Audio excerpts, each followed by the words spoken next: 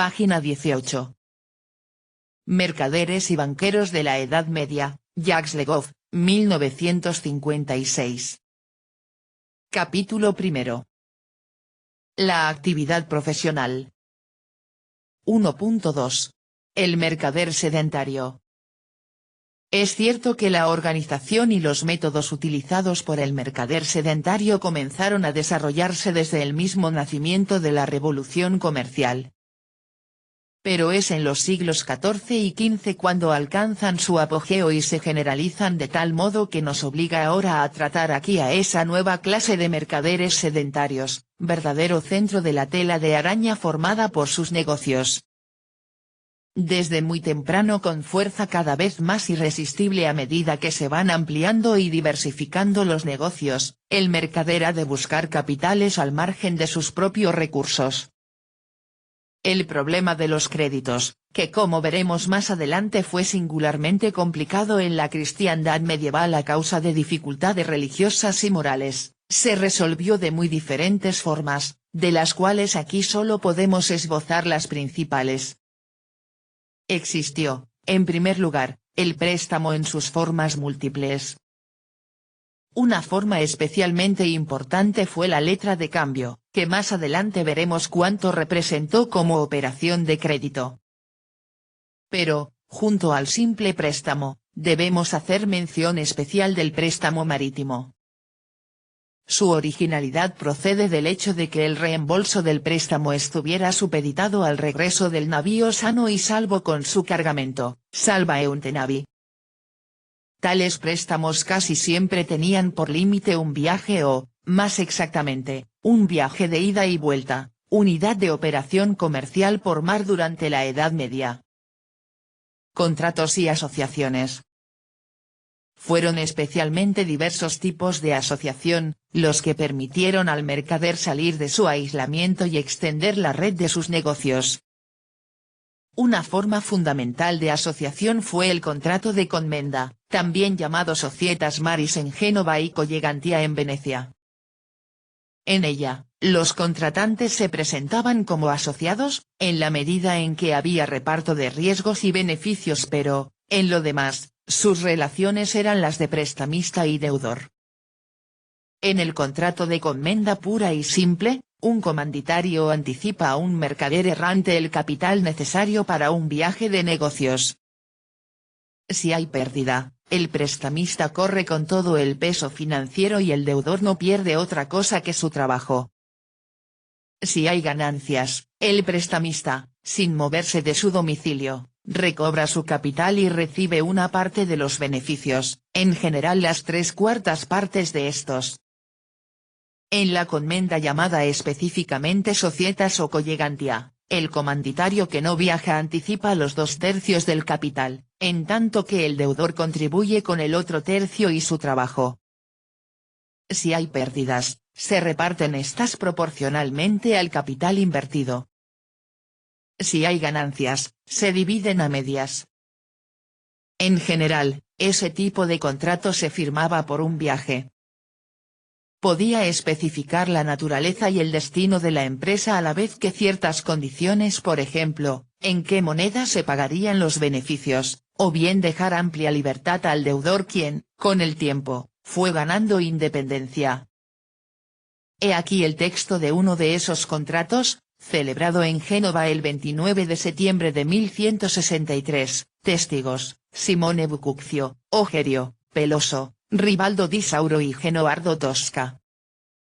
Stabile y Ansaldo Garraton formaron una societas en la cual, según sus declaraciones, Stabile aportó una contribución de 88 liras, y Ansaldo, de 44 liras. Ansaldo se lleva este capital, para hacerlo fructificar, a Túnez o a cualquier parte a donde vaya el navío que él va a tomar, el navío de Valdizzone Grasso y de Girardo. A su vuelta, entregará los beneficios a Stabile o a un representante de él, para que los reparta. Deducido el capital, dividirán los beneficios a medias. Dado en la Casa del Cabildo, el 29 de septiembre de 1163. Además, Stabile autoriza a Ansaldo a enviar el dinero a Génova por el barco que este último disponga. La diversidad de contratos de sociedad era mayor que el comercio terrestre, pero todos ellos pueden resumirse en dos tipos fundamentales, la compagnia y la societas terrae.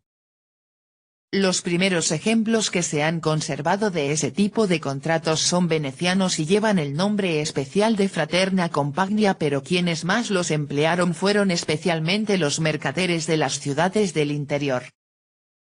En la compagnia, los contratantes están íntimamente unidos entre sí y se reparten los riesgos, las esperanzas, las pérdidas y los beneficios.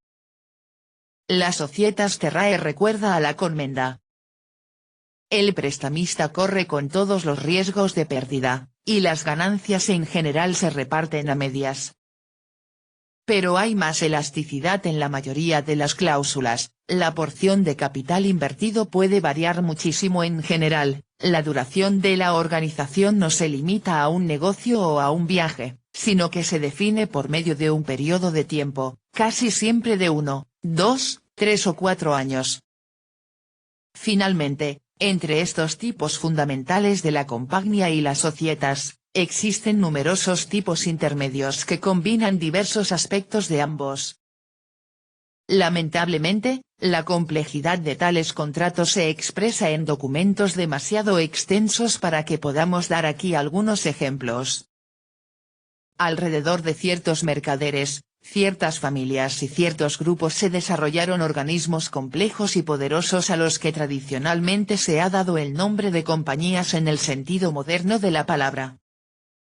Las más célebres y mejor conocidas fueron dirigidas por ilustres familias florentinas, los Peruzzi, los Bardi, los Médicis.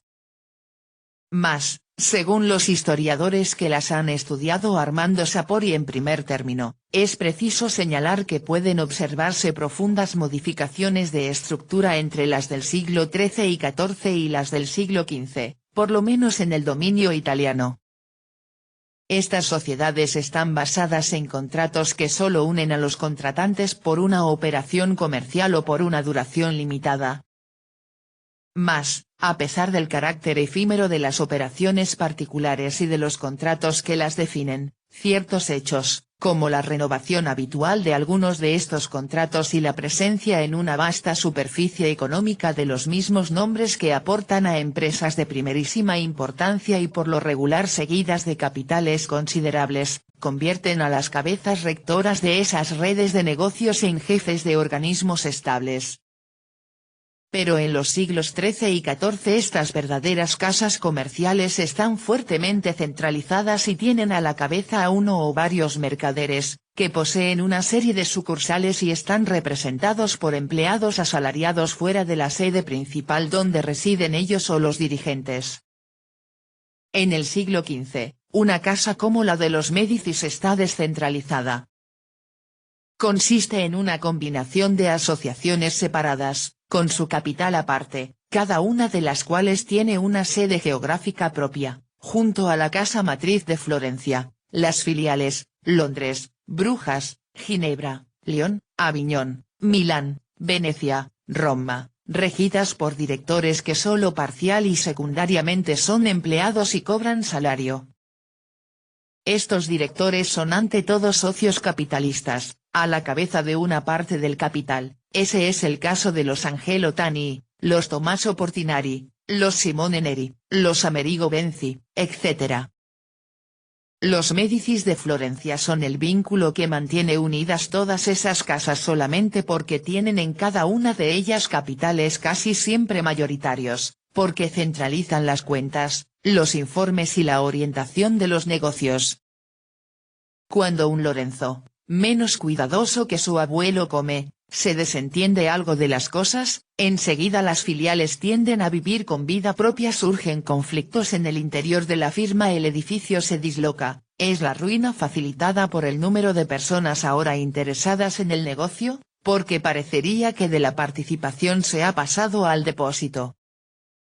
El hecho de que, en adelante, los depósitos representen una parte importante del capital, de la masa de maniobra de la firma, hace a esta más vulnerable, a causa de las necesidades, las vacilaciones, las exigencias y los temores de los depositarios que ahora ya no tienen escrúpulos en reclamar el dinero como tenían los antiguos participantes, ligados entre sí por la solidaridad de los vínculos familiares y de la colaboración comercial.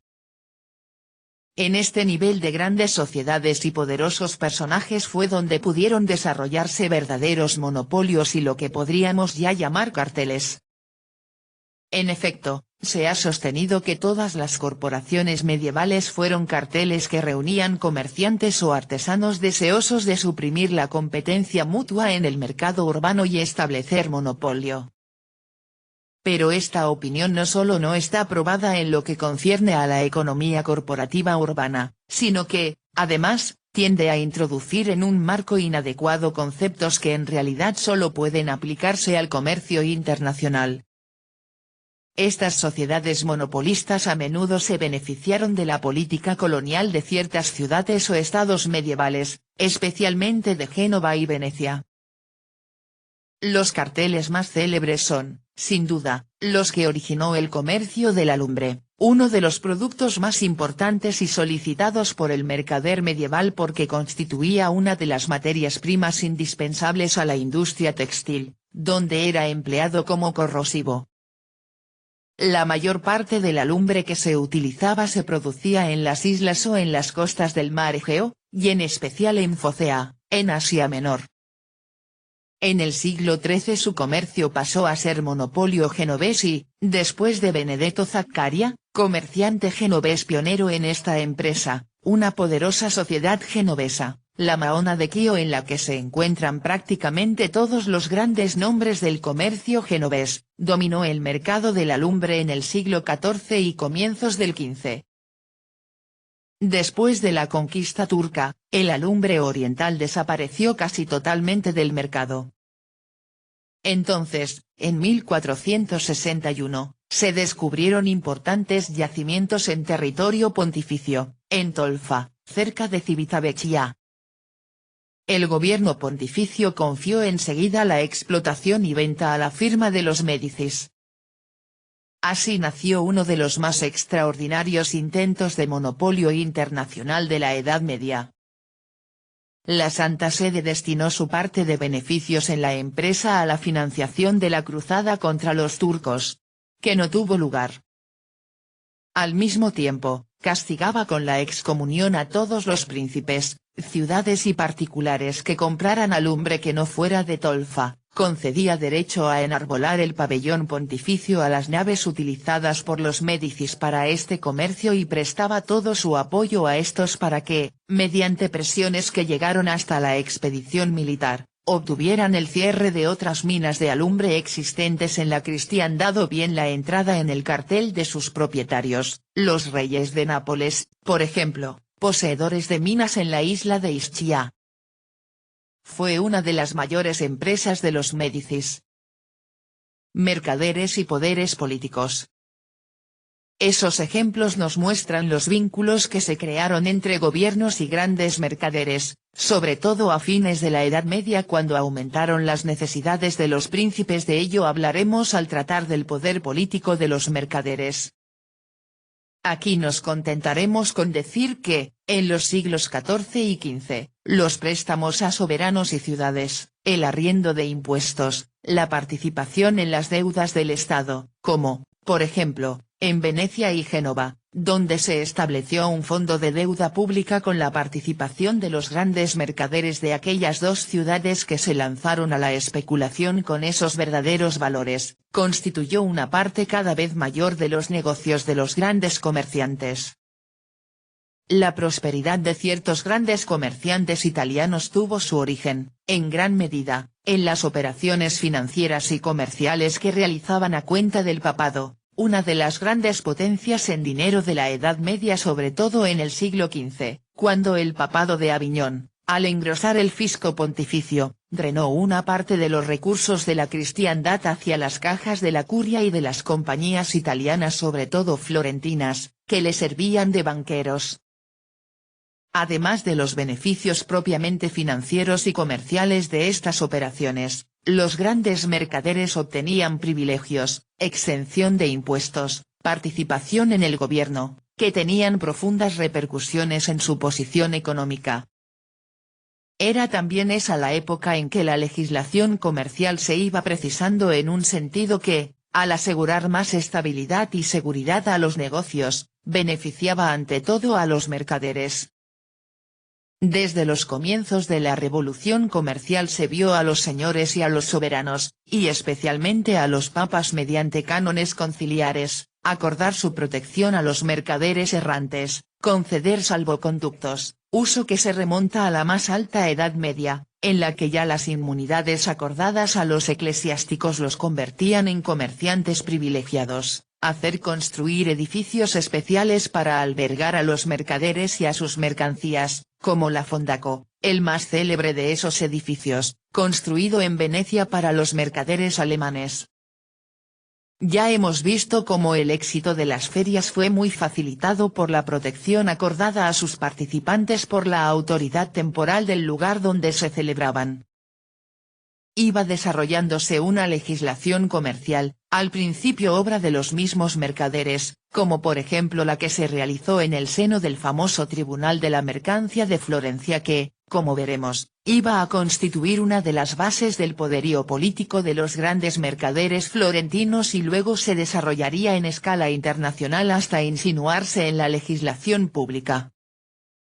En el dominio mediterráneo, por lo menos, los contratos y los litigios comerciales dieron realce e hicieron proliferar una multitud de notarios, personajes estos que fueron los auxiliares de los mercaderes a quienes deben en gran parte la fortuna que conoció su profesión, y cuya función histórica se ha continuado hasta nuestros días, porque sus archivos son una de las fuentes más ricas en documentos sobre el mercader y el comercio medievales. El notario sigue al mercader donde quiera que éste vaya, se los encuentra en Armenia y en Crimea se los encuentra también a bordo de las naves, y vemos a uno de ellos dar testimonio, el 16 de noviembre de 1283, a la vista de las costas de Creta, a petición de unos comerciantes genoveses en ruta hacia Chipre y Armenia con sus mercancías, furiosos porque el capitán del navío, a despecho de sus compromisos, hace virar el navío hacia Bizancio. En el dominio hanseático la función de los notarios fue desempeñada por las autoridades públicas municipales y corporativa, y hoy debemos recurrir a menudo a los documentos oficiales para seguir las operaciones del mercader medieval en el mundo nórdico. Por lo demás, en la Edad Media la intervención de las autoridades públicas que los historiadores liberales del siglo XIX consideraron como un obstáculo para el comercio y un signo de la barbarie medieval, fue en general beneficiosa para los mercaderes quienes, a fines de la Edad Media, inclusive se beneficiaron de una verdadera política económica por parte de ciertos príncipes, como Luis XI, el rey de los mercaderes. Fue también a fines de ese mismo siglo XV cuando se definió con más precisión la legislación sobre la propiedad del subsuelo y la delimitación de las aguas territoriales. Indudablemente, a fines de la Edad Media los vínculos cada vez más estrechos entre príncipes y mercaderes hacen correr también a los últimos riesgos mayores. La insolvencia de los soberanos tiene mucho que ver en las estrepitosas quiebras de banqueros italianos en los siglos XIV y XV. Pero, no solo han intervenido otras causas en estas bancarrotas, imprudente extensión del crédito y de los negocios, función de la coyuntura económica y, sobre todo, de la coyuntura monetaria sino que, además, desde muy temprano la legislación de las quiebras atenuó los efectos más duros. No solo fueron absolutamente excepcionales las penas extremas, condena a muerte o solo a prisión, sino que con mucha frecuencia se evitó hasta la venta de los bienes del que había quebrado, en pública subasta para indemnizar a los acreedores.